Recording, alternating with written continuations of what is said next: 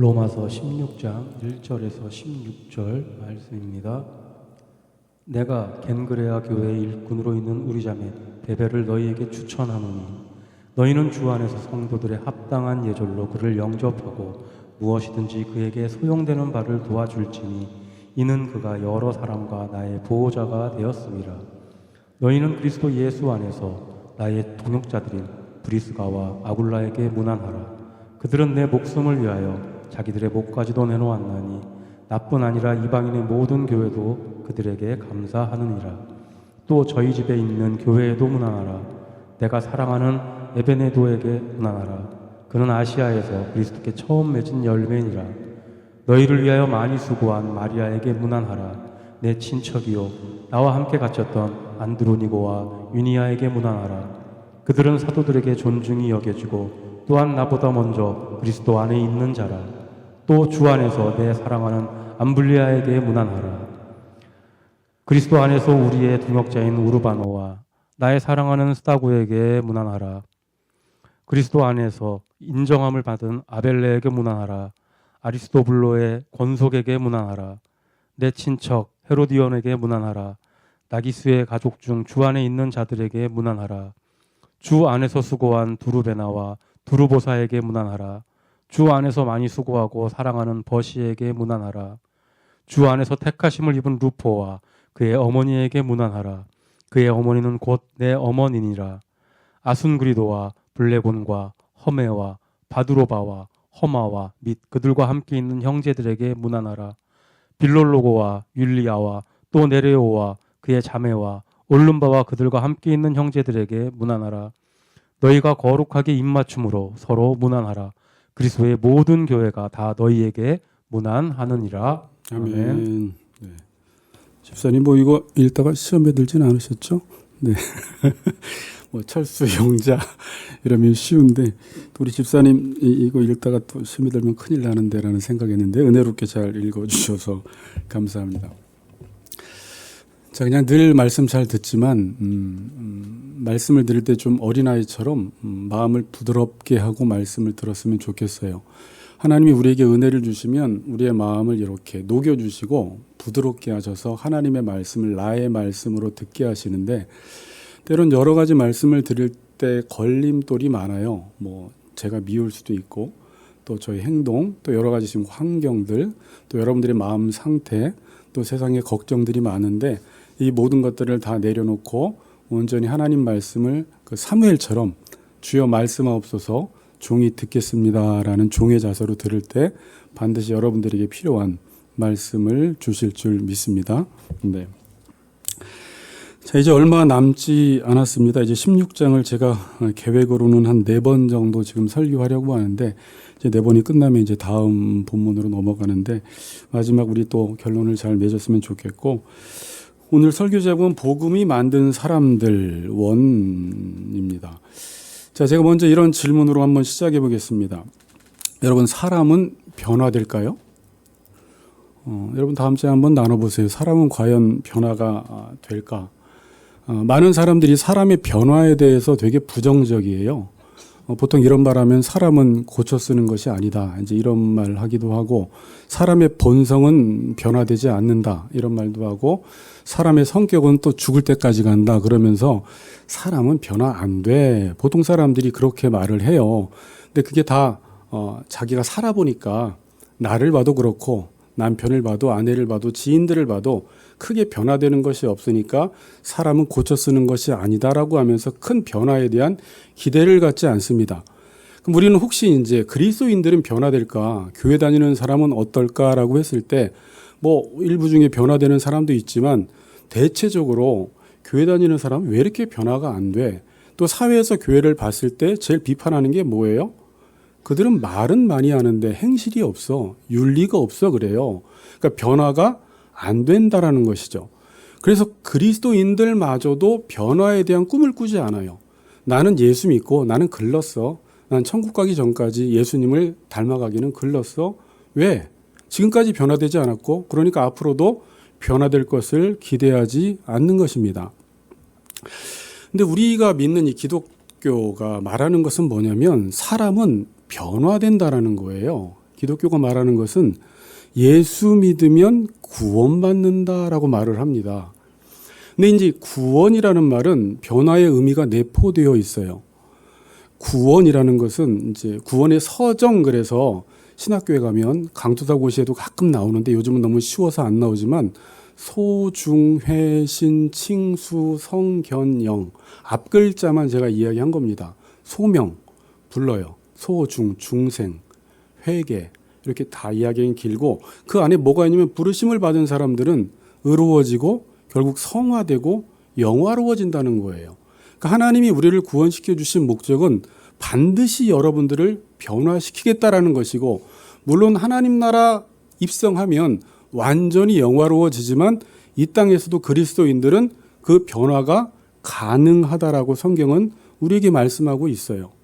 원래 인간은 처음부터 이렇게 지어지지 않았어요. 처음 인간이 지어졌을 때는 하나님의 뜻을 따라 사는 존재로 지어졌어요. 근데 죄를 짓고 나서 어떻게 됐냐면 육체의 육신과 마음에 원하는 것을 하며 본질상 진노의 자녀다라고 말하고 있습니다. 그러니까 원래 인간은 지어졌을 때 하나님의 뜻을 따라 살기로 지어졌는데 죄를 짓고 어떻게 됐다고요? 지은자매, 우리 죄를 짓고 어떻게 됐냐면 내 육체의 욕심과 마음에 원하는 것을 하면서 살아가는 본질상 진노의 자녀. 그럼 로마서 1장 18절 말씀대로 하나님의 진노를 받고 하나님의 심판을 받을 수밖에 없기 때문에 하나님께서는 우리를 긍휼히 여기셔서 우리를 구원하기로 작정하셨어요. 그래서 이 땅에 누구를 보내셨어요? 예수 그리스도를 보내셨어요. 그리고 예수 그리스도가 우리의 죄를 위해 죽으시고 다시 살아나셨다라는 것은 예수님과 우리가 연합되어서 옛사람 유재규가 십자가에서 죽고 새 사람, 새로운 피조물로 다시 살아났다라는 것입니다. 그래서 하나님이 이 세상을 처음 창조했을 때 그 모습이 훼손되었는데 예수님을 통해서 다시 인간을 재창조하시겠다라는 것입니다. 재창조. 인간이 재창조되어지면 로마서 8장에서는 이 인간으로 말미암아 이 훼손된 모든 피조물들이 다시 회복이 되기 시작합니다. 이게 하나님께서 지금 구원하셔서 이루시려고 하는 궁극적인 목적이에요. 그러니까 예수 믿으면 어때요? 변화가 올 수밖에 없고요. 여러분들은 변화를 기대해야 합니다. 그리고 변화되는 것들이 당연하다라는 것입니다. 그래서 재창조 사역, 그다음에 그 니고데모 이야기에서 요한복음에 이 거듭남, 다시 태어난다라고 이야기하죠. 완전히 새롭게 다시 태어나는 거예요. 그래서 고린도후서 5장 17절에서는 이전 것은 뭐예요? 지나갔으니 보라 새 것이 되었도다라고 이야기해요. 여러분 새 것 좋아하죠? 새 것. 근데 헬라어에서 이 새라는 말을 쓸 때 두 가지 단어로 써요. 카이노스하고 네오스. 이 네오스에서 뉴라는 단어가 나왔어요. 영어 단어. 그러니까 우리는 보통 새 것 그러면 새 옷, 뭐 새 책상, 최근에 만들어진 것, 이걸 새로 알고 있는데 뒤에 우리가 요한계시록에 새 노래로 노래한다라고 할 땐 이 새가 아니라 카이노스라는 단어를 써요. 그러니까 새 것이 되었다라는 건 뭐예요? 질적으로 새로워졌다는 거예요. 본질이 바뀌었다라는 것입니다. 우리가 로마서 12장 1절 2절에서도 그런 말 하잖아요. 이 세대를 본받지 말고 마음을 새롭게 함으로 변화를 받아 이 본질적인 변화를 받으라는 거예요. 하나님의 뜻으로 본질적인 변화를 받으라는 것인데 반드시 여러분들은 지금 새로운 피조물로 다시 재창조되었다라는 생각을 하셔야 돼요. 예수 믿기 이전과 지금 물론 성형수술해서 좀 바뀌었을 수 있겠지만 여러분입니다. 여러분.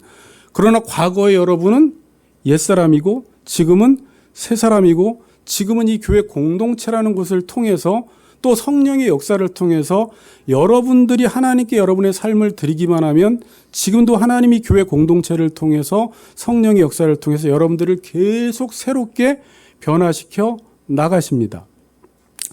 자, 그런데 저도 이제 청년 때 고민을 많이 했지만 제가 청년부 회장할 때 그 주제가 늘 변화했어요. 주여 우리를 변화시켜 주소서.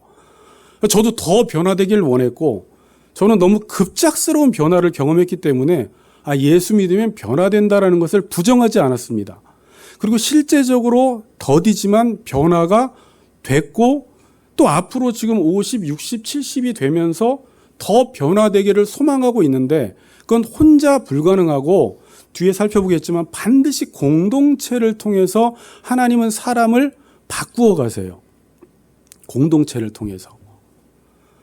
자, 그럼 우리는 왜 변화가 잘 안 될까? 왜 변화가 잘 안 될까라고 했을 때 이 부분을 로마서에서는 뭐라고 이야기하냐면 예배 문제로 이 문제를 다뤄요. 특별히 6장이나 아까 로마서 12장에서 이 예배를 어떻게 드리느냐에 따라서 변화가 오기도 하고 변화가 오지 않기도 합니다. 그러니까 예배라는 것은 많이 묵상해야 될 주제예요. 제가 똑같은 얘기를 반복하지만 예배라는 부분이 도대체 무엇이고 어떻게 예배 드릴 때 변화가 오는지를 여러분들이 생각해 봐야 돼요. 자, 여러분들이 딱 구원을 받으면 구원의 두 가지 측면이 있어요. 두 가지 요소라고 해야 되나? 이게 신분의 변화가 있어요. 그 다음에 수준의 변화라는 게 있습니다. 이 신분의 변화를 칭의라고 하고 수준의 변화를 성화라고 이야기해요. 성화라는 것은 반드시 변화된다는 거예요. 하나님을 닮아간다는 것입니다. 하나님의 형상이 회복된다는 거예요. 근데 이 신분의 변화는 한 번밖에 없어요. 딱 거듭날 때. 즉각적으로 딱 한 번 일어나요. 그리고 그 이후에 수준의 변화, 그러니까 하나님의 사람다워지는 과정, 점점 하나님을 닮아가는 과정을 성화라고 이야기를 합니다. 자, 근데 이 성화라는 것은 거룩해지는 것인데 하나님을 닮아가는 것인데, 자, 제가 이제 신앙생활을 직접 경험해 보니까 또 목회를 하다 보니까 궁금한 게 여러분 있잖아요. 왜 저 장로님은, 저 권사님은, 또 이 유재규 목사는, 또 왜 총회장님은 또 한 4, 50년 목회하시는 분들이 많이 변화가 됐지만 왜 더 변화되지 않을까? 1년 된 사람하고 10년 된 사람하고 30년 된 사람하고는 분명히 차별이 있어야 돼요. 또 하나님을 닮아가야 되는데 오히려 종교생활 오래 한 사람들이 부패하는 모습을 보게 되고 그 욕심이 오히려 더 커져가는 모습을 볼 때 뭐가 문제가 있을까라는 고민을 여러분들도 좀 해봤죠? 또 여러분 자신을 보면서 왜 이렇게 변화되지 않을까? 근데 이 변화라는 것은 종교 생활을 통해서는 변화가 오지 않습니다. 여러분들이 교회를 일주일에 10번 나왔다고 해서 변화될 수도 있지만 그냥 10번 나오는 자체가 우리에게 변화를 주는 것도 아니고요. 기도원을 매일 다녀도 변화가 안 될 수 있습니다. 돼야 되지만 봉사를 오래 해도 변화는 안 될 수가 있어요. 로마서는 이 원인을 어디서 찾냐면 예배에서 찾아요. 예배에서. 이제 이게 6장에서 자세히 다루는 부분인데, 자, 여러분들이 이제 하나님께서 여러분들을 의인으로 만들어 주셨어요. 법정적으로 이신칭이 의인으로 만들어 주셔서 이제 신분이 변화되었습니다. 자, 이 뜻은 뭐냐면 신분이 변화되었다라는 말은 이제 하나님이 여러분들을 죄짓기 이전의 모습으로 이제 통치하기 시작한다라는 말이에요. 그러면 여러분 지금 예수를 믿게 되면 지금 여기 있는 사람 한 사람도 예외 없이 하나님은 여러분들을 지금 다스리고 계시고 율법으로 통치하시고 여러분들에게 말씀을 계속 주십니다. 이건 여기까지 믿죠? 저에게 말씀 준다라는 것을 안 믿는 사람은 어쩔 수 없지만 어쩔 수 없어도 안 돼요. 말씀을 주십니다. 말씀을 줄 때 여러분들이 예배를 드리라는 거예요. 그러니까 지금 여기 예배 자리에 나와 있지만 그 말씀 앞에 내 지정의를 하나님께 온전히 내어드려서 그 하나님의 말씀이 내 삶 가운데 이루어질 수 있도록 나를 산 제물로 드려버리라는 거예요. 그러면 그 말이 내 삶 속에 이루어진다는 것입니다. 자, 그런데 오늘도 하나님의 말씀이 전해지고 이 예배 자리에 나왔지만 이 말 앞에 난 저거는 별로 싫어. 나는 저 말 앞에는 순종하지 않을 거야. 저 말씀 앞에서 내 지정의를 난 지는 드리지만 정까지 드리지만 의지는 안 드릴 거야. 뭐 이럴 수도 있어요. 그래서 순종하지 않는 사람들은 그 말이 나한테 이루어지지 않아요. 물론 이 안에서는 엄청난 복잡한 과정이 있습니다. 아까 우리 집사님과 잠깐 토론했던 그 내용인데 이걸 이제 성화론이라고 해요. 우리 개혁주의 신학자들은 이걸 너무 중요시 여겼어요. 뭐 예전에 영적 거장들은 이 부분에서 실패하지 않았기 때문에 지금 우리와 다른 모습, 정말 하나님을 닮아간 사람들이 과거에는 많았어요. 그럼 그 사람들은 신앙생활을 어떻게 했을까? 이 성화에 집중을 했어요. 특별히 그 당시에는 이걸 죄죽임의 교리라고 했습니다. 자기의 죄를 죽이는 건데 이걸 또 오해하면 안 됩니다. 내가 내 죄를 죽이는 게 아니라 하나님의 말씀을 듣고 여러분의 삶을 그 말씀 앞에 드리면 성령이 역사해서 그 말씀이 우리의 죄를 죽여버려요. 물론 나의 의지적인 요소가 없는 것은 아닙니다.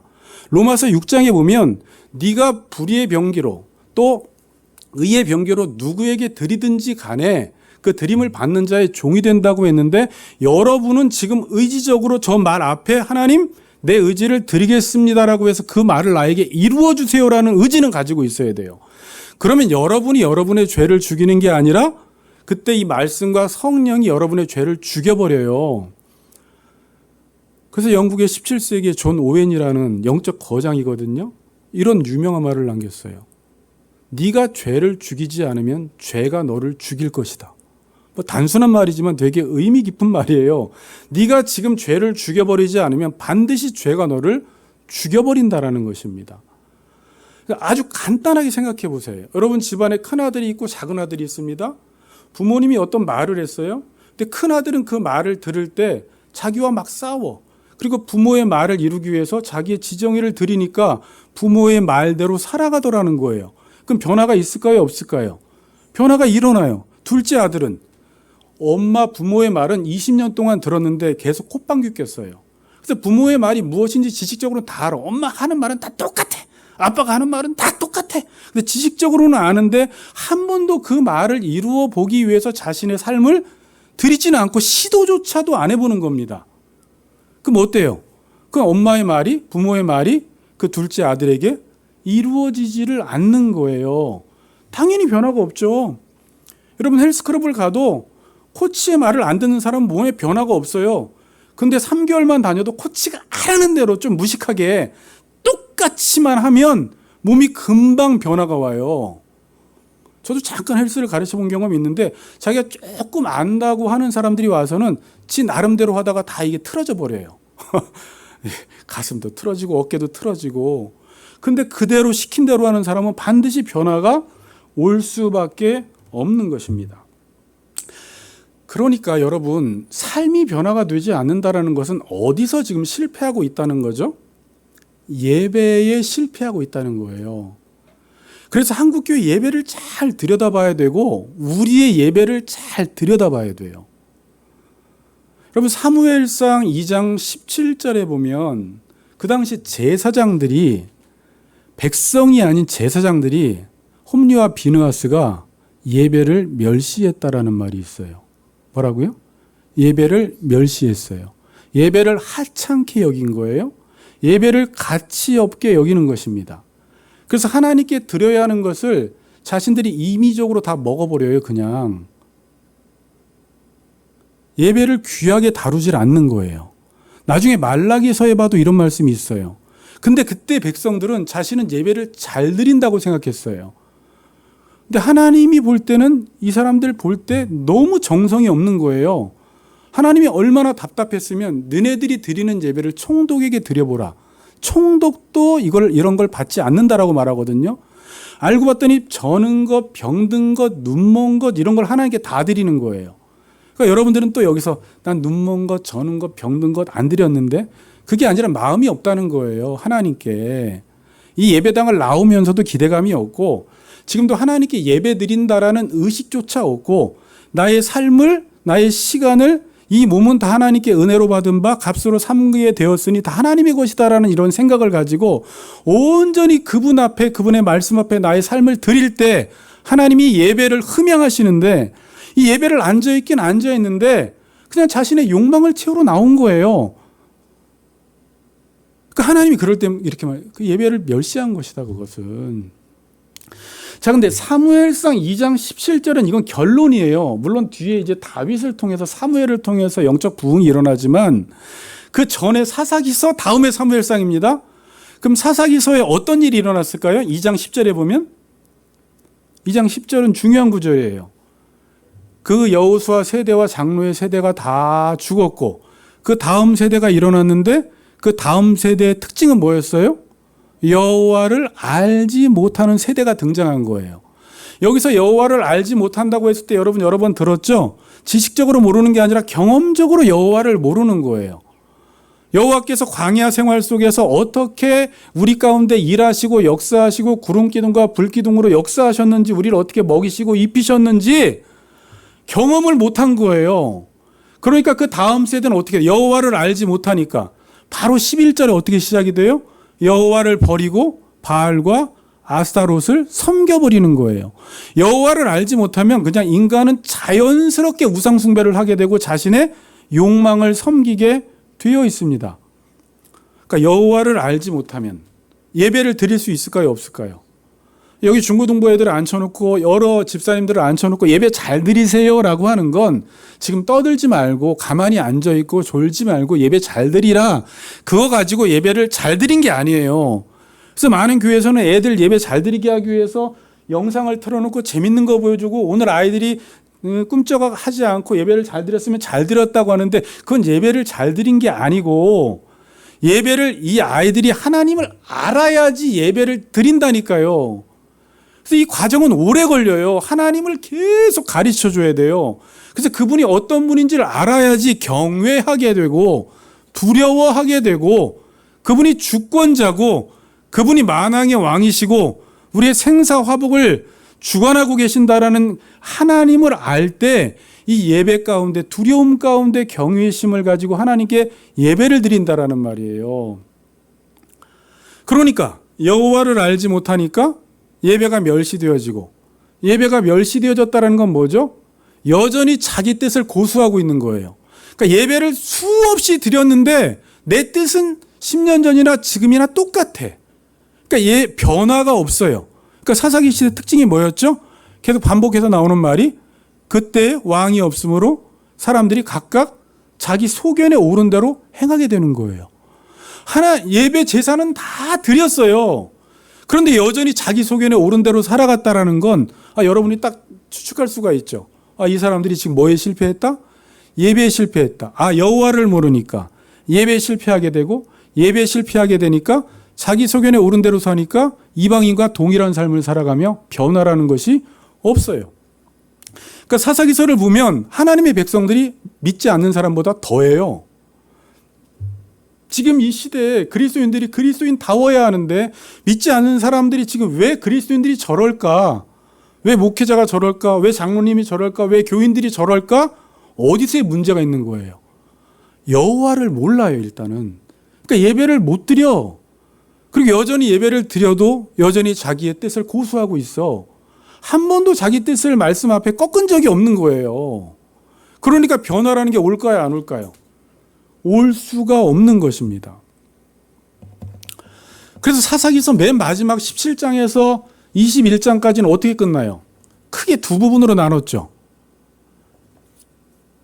영적인 타락과 도덕적인 타락. 그래서 몇 가지 사건들이 있었잖아요. 그러니까 영적인 타락이 오니까 인간은 도덕적 타락이 자연스럽게 따라오더라는 거예요. 영적인 타락이 뭐예요?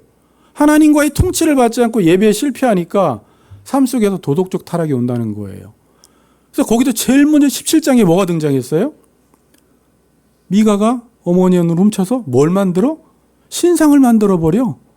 그때 이제 믿는 사람들이 신상을 만들어. 그리고 자기가 제사장 노릇하다가 레위인이 하나 지나가니까 거기서 레위인 하나를 자기 제사장으로 삼아 개인 제사장을 삼는 거예요. 또 레위인들도 그 당시에 이 제사가 다 무너져 버리니까 떠돌이를 하고 있어요. 먹고 살려고. 11조가 안 들어오니까 먹고 살 수가 없으니까 그냥 개인 제사장 돈이나 조건 보고 들어가 버리는 거예요. 그래서 그 당시에 뭐 제사도 있고 신도 있고 다 똑같이 제사장도 있고 하는데 결국은 형식은 있는데 뭐예요? 종교의 형식은 있는데 자기의 욕망을 섬기는 거예요. 그러니까 18장에도 누가 등장해요? 단지파가 등장하는데 어떻게 등장을 했죠? 단지파가 하나님이 주신 기업을 차지하면 돼요. 믿음으로 차지하면 그게 나의 기업이 되는데 하나님이 주신 땅은 차지할 생각은 안 하고 그 땅을 버리고 자신이 원하는 땅을 차지하기 위해서 떠돌이 인생을 살아가는 거예요. 그러다가 누구를 만났어요? 미가를 만나버렸습니다. 그리고 거기서 어떻게 해요? 제사장 일로 와. 거기 개인 제사장 하는 것보다 이 큰 데 와서 제사장 하면 내가 돈 더 줄게. 그러니까 제사장이 네. 조건 보고 돈 보고 그쪽으로 단지파로 가버려서 제사장 노릇을 한다. 이제 이런 사건들을 통해서 그 시대가 여호와를 모르니까 자기 소견에 오른 대로 살아갈 때 얼마나 종교가 모양만 남는지, 형식만 남는지를 보여주고 있는 거예요. 겉으로는 다 있어요. 신도 있고 제사장도 있고 바치기도 하고 모든 게 그래요. 맨 마지막에는 뭐 길죠. 이제 그 19장 이후에서는 무슨 내용이에요? 그 레위인의 첩 사건이 나타났죠. 그리고 얼마나 그 시대가 소돔과 고모라 같았는지, 그 첩을 기브아 사람들이 베냐민 지파가 다 관계를 해서 동성연애 해버리고. 근데 그때 그 레위인이 또 어때요? 첩이 있는 것도 문제인데 자기를 좀 나오라고 하니까 그때 누구를 내보내요? 자기 첩을 내보내가지고 엉망을 만들어 놓고 12조각을 내가지고 12지파에게 보내버렸잖아요. 이 시대가 과연 그러니까 이거예요. 하나님의 통치를 벗어났을 때 인간이 영적으로 타락했을 때, 예배가 멸시되었을 때 과연 인간의 삶이 어디까지 가는가를 보여주는 건데, 여러분은 그 모습을 보면서 오늘 우리의 모습을 봐야 돼요. 나는 지금 어떠한가? 여러분들의 모습을 잘 못 보죠. 객관적으로 못 보잖아요. 지금 후대 100년 후에 어떤 역사가가 이 시대를 조명하면서 2026년의 한국교회 상황을 딱 역사적으로 서술하면 사사기 비슷한데, 우린 지금 이 안에 있어서 우리가 뭘 잘못하는지도 몰라. 왜? 오늘도 예배 나왔거든. 봉사했거든. 헌금도 드렸거든. 잘 모르는 거예요.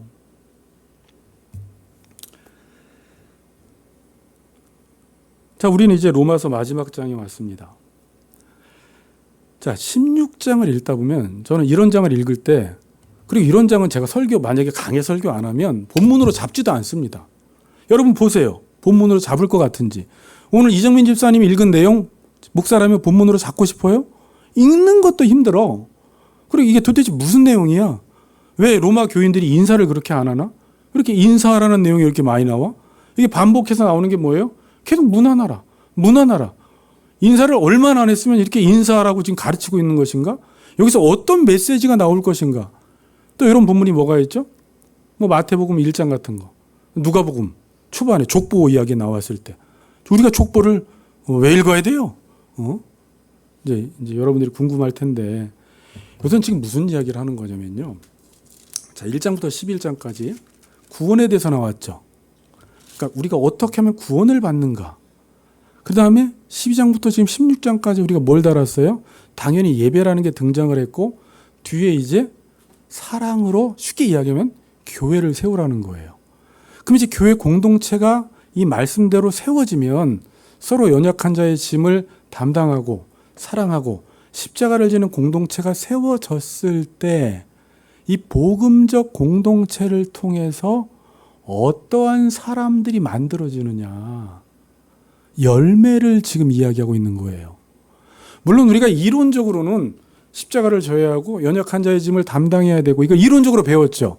근데 실제적으로 그 시대 사람들, 특별히 뒤에 이 인물을 다 다루지는 않습니다. 중요한 인물 2명만 다뤄요. 그리고 뒤에는 정보가 없어서 많이 다룰 수도 없는데, 이번 시간에는 베베라는 인물을 다루고 다음 시간에는 브리스길라와 아굴라만 다루고 이제 16절까지는 마치려고 해요. 여기서 이제 반복해서 나오는 동역자라는 그 단어만 살피고 마치려고 하는데, 그러니까 지금 뭐라고요?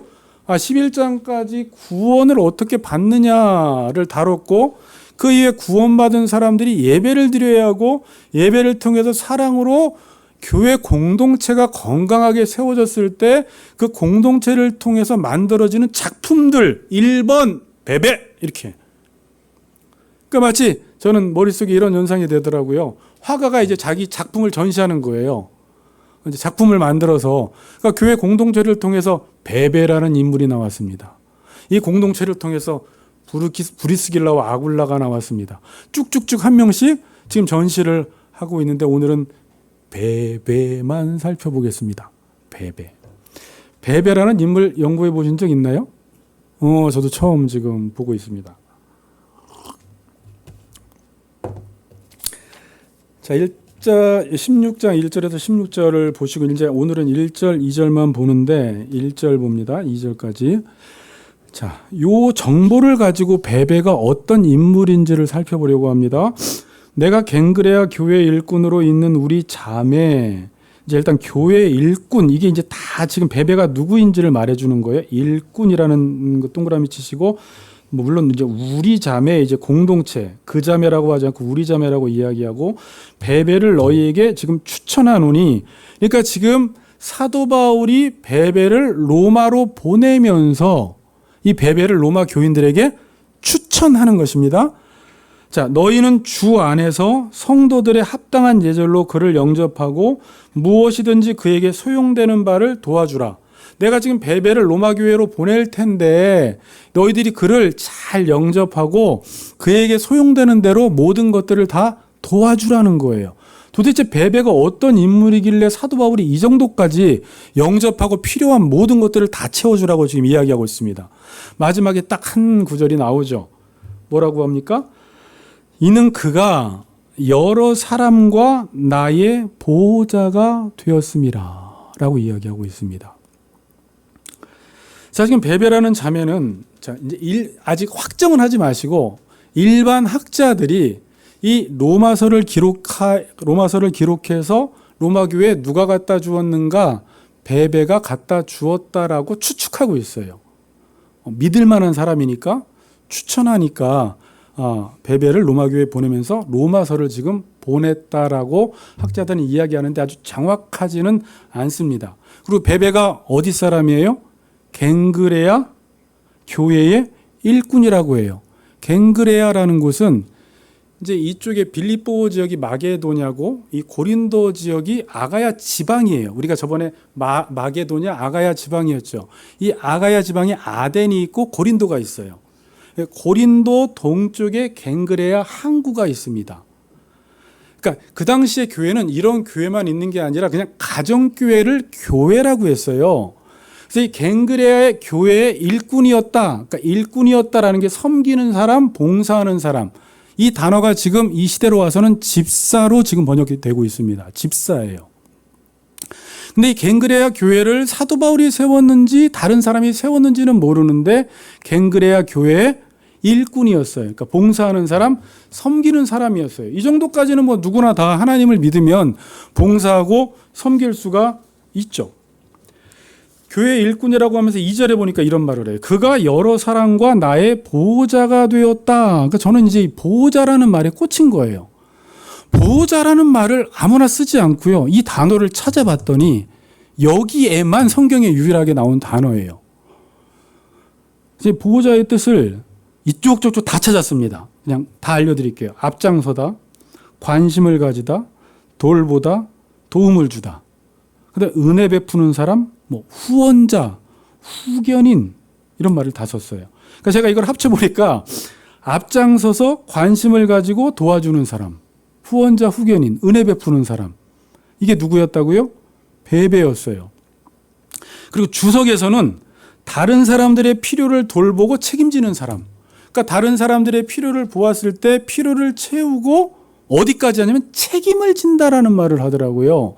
보호자니까. 그럼 보통 우리가 당신 보호자 누굽니까? 그러면 옆집 아줌마 이름을 대거나 다른 집사님 이름을 대지는 않죠. 당신 보호자 누굽니까? 그럼 당연히 부모를 물어보는 거예요. 우리를 보호해주는 사람은 책임지고 보호해주는 사람은 부모밖에 없이 일시적으로 도와주는 사람은 있지만 보호자라고 말은 잘 하지 않습니다. 그런데 지금 베베는 많은 사람의 보호자 역할을 했대요. 그러니까 어떤 인물인지 알겠죠. 그리고 사도 바울의 보호자이기까지 한 거예요. 그러니까 보통 우리가 그리스도인들이 한 몸 된 지체로서 옆에 있는 사람들이 어려울 때 시간을 내줄 수는 있습니다. 관심도 내줄 수 있어요. 물질도 내줄 수 있어요. 누구와의 관계가 필요하면 관계도 맺어주기도 합니다. 근데 우리는 일시적으로 섬기잖아요. 내가 저 사람의 보호자가 될 거야 라고 하면서 끝까지 책임지는 사람은 거의 없어요. 자, 이렇게 생각해 보세요. 여러분들이 자녀를 대할 때랑 다른 자녀를 대할 때 그 차이점이에요. 다른 자녀도 얼마든지 어려우면 여러분들이 돌봐줄 수 있죠. 잠깐 봐줄 수 있어요. 뭐도 사줄 수 있고 밥도 먹여줄 수 있습니다. 필요하면 돈도 줄 수 있습니다. 그런데 거기서 끝나지 책임까지 지진 않습니다. 근데 우리 자녀는 어떻게 하죠? 자녀가 훌륭하게 자녀로 살아갈 수 있도록 끝까지 책임을 져요. 그렇죠. 단순히 섬기는 게 아니에요. 내가 어떤 희생을 감수하고서라도 후원자, 지지자가 되어서 우리 자녀가 정말 잘 살아갈 수 있도록 보호자 역할을 해주는 게 부모입니다. 근데 지금 베베가 이 부모의 역할을 감당하고 있는 거예요. 자, 이걸 저는 너무 쉽게 이야기하고 싶지 않아요. 이게 너무 어렵기 때문에. 그럼 저는 이제 묵상을 하는 거예요. 베베가 어떻게 이렇게 살았을까? 근데 뒤에 조금 해답이 풀렸어요. 계속 묵상하면서 풀렸는데, 우리가 보통 내가 저 사람의 보호자가 되어 주어야지라고 한다고 해서 보호자가 되지는 않습니다. 처음부터 그렇게 마음먹는 사람도 이상한 거고, 그 이상한 거예요. 쥐가 뭔데 보호자가 되어줘. 그리고 그렇게 할 수도 없어요. 자, 그런데 가끔 우리 선교사님을 보거나, 이 이야기를 잠깐은 할게요. 잠깐 해야지 좀 도움이 될 것 같아요. 제가 이 나라에서는 못 만나봤는데, 우리 지금 신정인 선교사님이 오셨잖아요. 근데 그분들이 정말 선교하기 힘들었잖아요. 가서 어떻게 될지 몰랐잖아요. 딱 교회를 갔어요.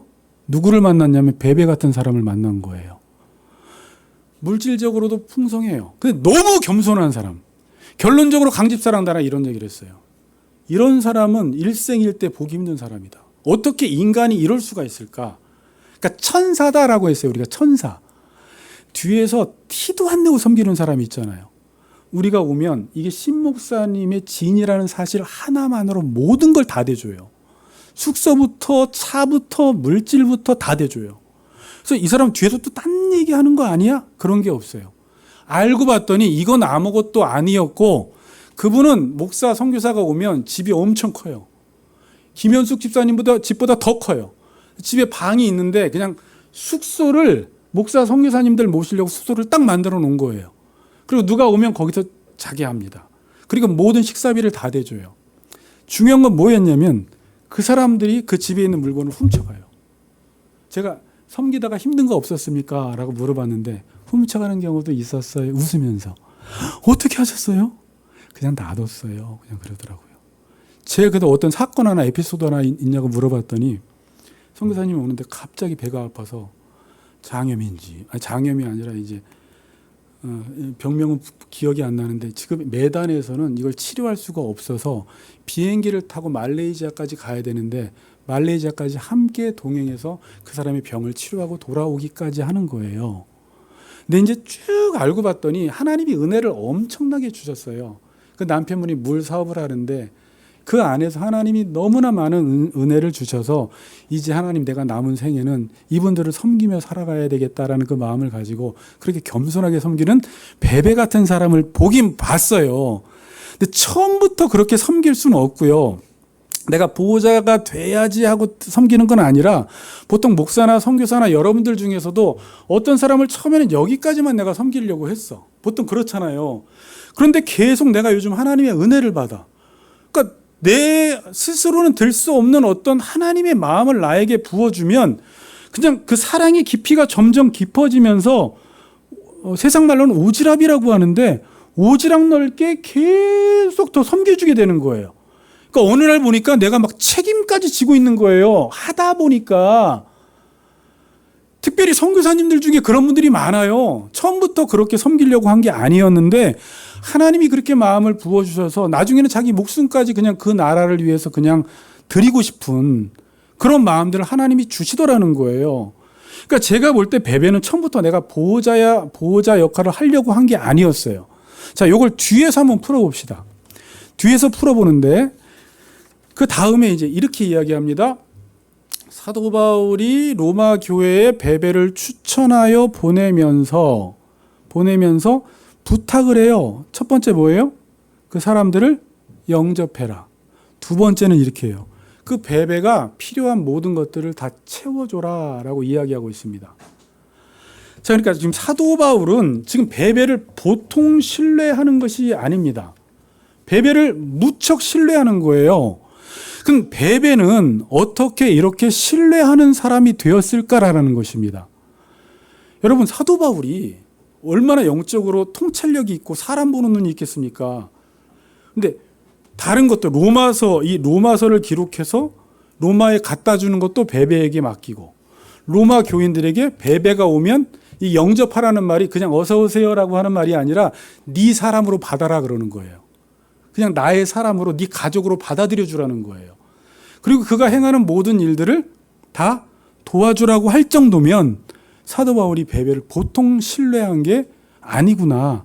그러니까 오늘 1절에서 베베를 뭐 한다? 추천한다라고 나와 있죠. 제가 이 당시에 추천이라는 뜻이 있을 거 아닙니까? 여러분, 사람을 함부로 추천할 수 있는 게 아니에요. 저도 이제 이렇게 신대원에 들어가고 뭐 다음 에스라 들어갈 때 뭘 항상 받아오라고 하냐면 2명의 목사님의 추천서를 가지고 오래요. 그러니까 저를 확인하고 싶은 거죠. 목사님들이 추천도 받지 못할 정도의 사람이면 안 되니까 추천서를 가지고 오라고 하는데, 여러분, 사람 하나 잘못 추천하면 망신입니다. 그러니까 이 당시에 사람을 추천한다라는 것은 자기의 명예가 달린 거예요. 그리고 추천한다라는 것은 이 베베를 보통 사도 바울이 신뢰하는 게 아닙니다. 그럼 어쩌다가 베베는 이렇게 신뢰를 얻을 수 있었을까? 다른 말로 어떻게 베베는 이렇게 신실한 삶을 살아갈 수 있었을까? 아마도 사도 바울이 베베를 보았을 때 베베를 지금 10년 지켜봤는지 20년 지켜봤는지 5년 지켜봤는지 모르지만 어땠을 것 같아요? 변함없이 하나님을 섬기고 사람을 섬기는 모습을 봤던 거예요.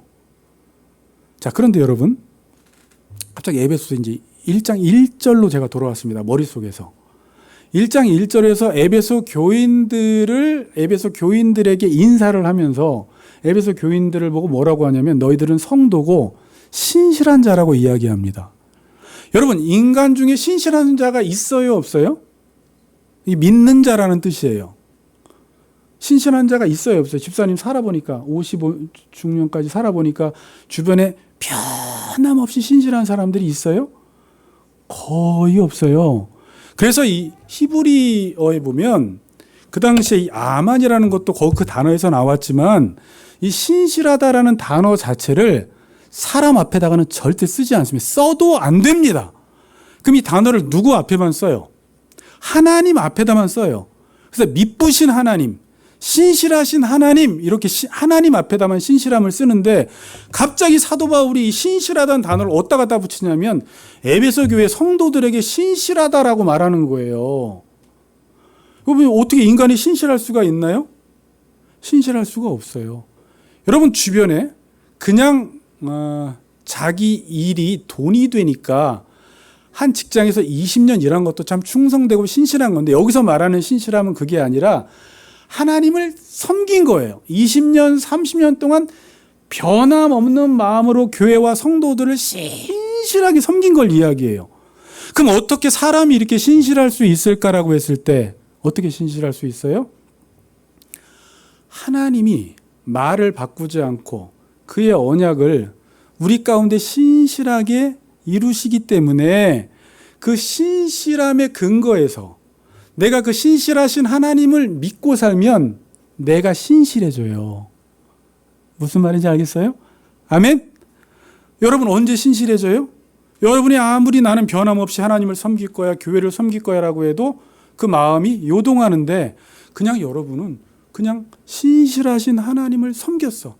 그분이 나에게 이 말은 바꾸지 않고 아까 우리 찬양한 것처럼 오 신실하신 주, 하나님 한 번도 나를 실망시키신 적이 없는 그 하나님의 언약의 말씀을 나한테 이루실 것을 믿었더니 나도 어떻게 살아가더라?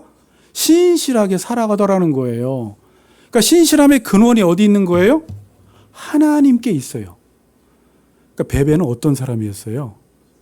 하나님의 신실하심을 믿고 살다 보니까 그의 삶의 열매가 신실하게 살아간 거예요. 자, 그러니까 늘 하나님의 은혜를 받고 하나님의 말씀을 받고 하나님의 언약의 말씀을 받아서 살아가다 보니까 이 사람은 누구보다 하나님의 마음을 깊이 아는 사람이었을 것이라는 추측이 들어요.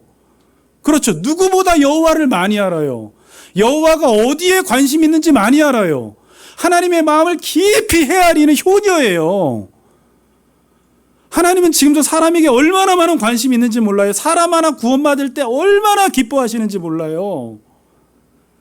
그러니까 그 하나님 아버지의 마음을 그에게 주시니까 사람 한 명 한 명을 섬기다 보니까 어디까지 간 거예요?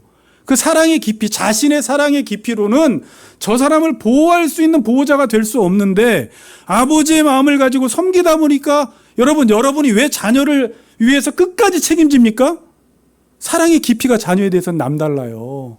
나 죽어도 되니까 너네만 살아. 이런 마음이에요. 보호자예요. 근데 베베에게 이런 마음이 있었던 거예요. 그래서 많은 사람의 보호자가 되고 사도 바울의 보호자가 된 거예요. 자, 그러니까 여러분 이걸 잘못 적용하면 안 됩니다. 내가 모든 사람들의 다 필요를 채워주라는 말이 아니에요. 그래서 동역자라고 하는 말은 복음을 위해서 함께 일하는 사람을 말하는 거예요. 자, 그러니까 사도 바울이 지금 복음을 위해서 일하면 사도 바울의 필요를 채워주면 자기도 복음을 위한 일에 뭐 하게 돼요? 동참하게 되는 거예요. 여러분 지금 이쪽 집사님들이 너무 교회를 섬기고 하나님 나라를 위해서 섬기면 여러분들이 이분들을 도와주면 그냥 도와주는 게 아니라 여러분들이 복음 사역에 동참하게 되는 거예요. 함께 동역자가 되는 거예요. 근데 이제 동역자라는 말이 뒤에 계속 나와요. 지금 그리스도인들은 나는 못 믿겠어. 원래 그리스도인들은 초대교회 때 믿을 만한 사람이었어요. 왜냐하면 하나님을 신실하게 믿기 때문에 이 사람은 믿을 만해. 여러분 이건 세상에서 학벌이나 능력이 많은 것보다 훨씬 더 희귀한 종이에요 지금. 여러분 여기에 능력 많은 사람하고 신실한 사람 중에 누구랑 결혼할 거예요?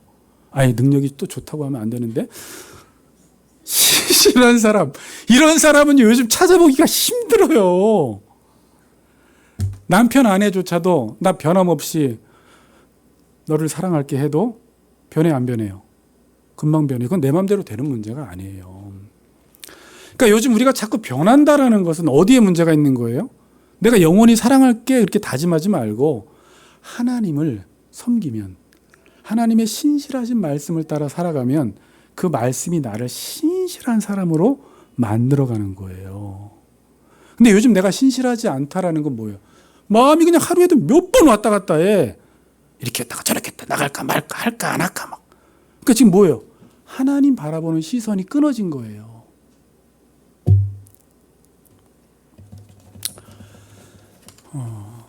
맞아요. 제가 생각해 보니까 제가 신실하게 섬길 땐 다른 게 없었어요. 그냥 하나님을 바라볼 때. 그런데 요동할 때는, 하나님을 바라보지 않을 땐 우리는 마음이 그냥 계속 변해요. 다른 거 나에게 유익이 되는 것은 신실하게 해. 왜? 그거 안 하면 큰일 나니까. 근데 그거 갖고 신실하게 하기보다 섬기는 일에, 봉사하는 일에, 보호자 역할을 하는 일에 신실한 것은 아무나 할 수 있는 게 아니라 하나님의 신실하심을 믿는 자들만 가능한 것입니다. 그러면서 베베를 보내면서 아까 영접하라고 이야기하고 당신은 이제 우리 사람으로 받아들이라는 거예요. 당신들 베베가 들어오면 당신 가족으로 받아들이세요. 이렇게 말을 하고요. 그러면서 하는 말이 무엇이든지 소용되는 바를 도와주라라고 이야기합니다. 여러분 이런 말도 쉽지 않아요. 제가 라민영 집사님을 선교지를 보내면서 라 집사님을 보내면서 여러분 라 집사님이 필요한 모든 것들을 다 채워주세요. 이렇게 말한다라는 건 쉽지가 않아요. 왜냐하면 이분을 제가 믿어. 이분은 돈을 주고 시간이 있으면 그걸 가지고 사람들을 섬긴다라는 걸 아는 거예요. 이분은 절대 허튼 데 쓰지 않는다라는 걸 아는 거예요. 이분이 했다면 하나님과 사람을 위하여 섬기고 봉사하는 사람이라는 걸 아니까 보내면서 소용되는 모든 필요를 다 채워주세요. 왜? 그 사람은 복음을 위해 사는 사람입니다. 라고 지금 말을 하고 있는 것입니다. 결론을 맺겠습니다. 어떻게 베베는 이러한 삶을 살 수 있었을까? 어떻게 한 영혼 한 영혼에 대한 그 깊은 마음을 가지고 그 영혼들의 보호자가 될 수 있었을까? 어쩌면 이 시대에 하나님이 우리에게 요청하는 말씀이에요. 어떻게 그럴 수 있을까요? 아까 앞에 잠깐 이야기했는데 여러분 우리가 예배를 드리다 보면 예배가 깊어지다 보면 저는 이제 그 예배에 대한 열망이 있는데 여러분 예배는 그냥 이 정도 드려서도 안 돼요. 예배는 우리가 하나님이 예배 1시간을 통해서 우리의 마음을 뒤집어 놓으시고 어루만지시고 새로운 비전을 주세요. 예배 깊이 들어가다 보면 하나님의 마음과 하나님의 심장과 만나게 돼요. 그래서 하나님이 그 예배 깊이 드리는 한나에게 마치 심정이 통하여 자신의 심정을 보여주셨듯이 그런 예배자들에게 하나님이 아무에게도 공개하지 않는 하나님의 마음을 보여주시는데, 예배를 깊이 들여다보면 하나님의 마음 어떤 마음일까요? 한 영혼 한 영혼에 대한 긍휼히 여기는 마음을 하나님이 그 예배자 가운데 부어줘 버리세요. 아멘. 예배하는 사람은 하나님의 마음을 알고요. 주님, 나를 보내주세요. 나를 사용해 주세요. 이건 인간이 할 수 있는 일이 아니에요. 그 사람 마음 가운데 하나님 아버지 마음이 부어진 거예요. 그래서 영혼을 볼 때 불쌍히 여기는 마음이 들고 오래 참게 되고 은혜를 베풀고 싶고 사랑하고 싶은 마음은 우리 안에선 도저히 나올 수 없는 마음이에요. 그래서 여러분, 예배가 부흥하면 동시적으로 뭐가 일어날까요? 선교가 일어나기 시작해요. 영혼들 살리고 싶은 거예요. 한국교회도 그랬어요. 예배가 부흥할 때 선교지로 다 나갔어요. 사람들을 찾아다녀요. 불쌍히 여기게 돼요. 하나님, 다른 사람 말고 나를 사용해 달라고. 하나님의 아버지의 마음을 나에게 부어 달라고. 그러다 보니까 어떻게 돼요? 제가 오늘 드리고 싶은 말씀, 복음이 만든 사람들, 복음의 작품들 배배가 탄생하게 된 것입니다. 어디서? 공동체 속에서. 건강한 공동체가 되면 이러한 공동체 속에서 예배를 드리는 가운데 하나님의 임재가 있고 하나님이 그들에게 성령을 부으시고 특별히 하나님 아버지의 마음을 부으시면 다른 게 아니라 한 영혼 한 영혼을 향한 긍휼히 여기는 마음, 사랑하는 마음을 부어주시게 되면 우리가 그 아버지의 마음을 가지고 살게 될 때 교회 이 변화된 사람들을 통해서 교회는 세상의 빛과 소금이 되는 것이고 하나님을 드러내는 영광의 공동체가 되는 것입니다. 베베 같은 하나님의 종들이 되시기를 주님의 이름으로 축복합니다. 아멘.